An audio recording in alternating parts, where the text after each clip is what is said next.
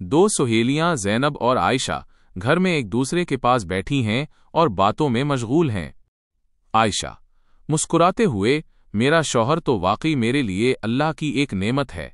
वो हर छोटी से छोटी बात का ख्याल रखते हैं और मुझे कभी किसी चीज की कमी महसूस नहीं होने देते।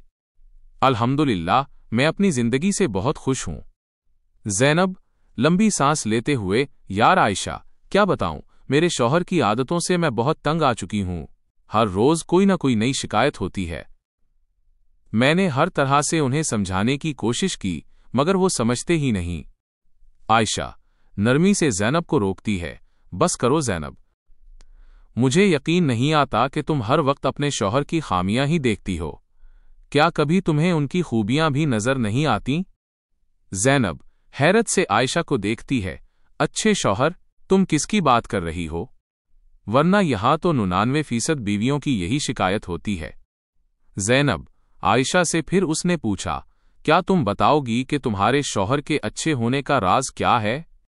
आयशा, मैंने एक हदीस का मफहूम देखा था जिसमें है कि इंसान जैसा गुमान करता है उसे वैसे ही नताइज मिलते हैं।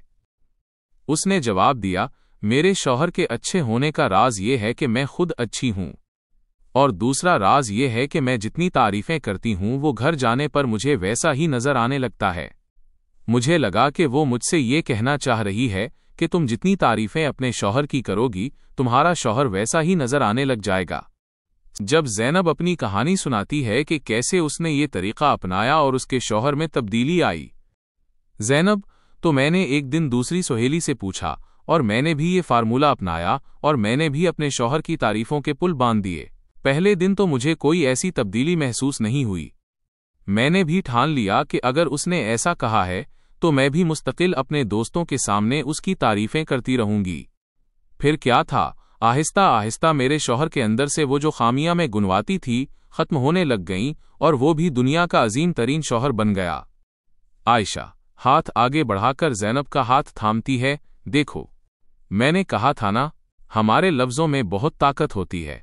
तुमने जो सोचा और कहा, तुम्हारा शौहर वैसा ही बन गया। ज़ैनब आयशा का हाथ पकड़कर, हाँ, आज मुझे समझ आया कि हमारे रवैये और सोच से हमारे रिश्ते कितने मुतासिर होते हैं। मैंने खुद को बदला तो मेरा घर बदल गया। अब वो वाकई दुनिया के अजीम तरीन शौहर बन गए हैं। मंजर खत्म होता है।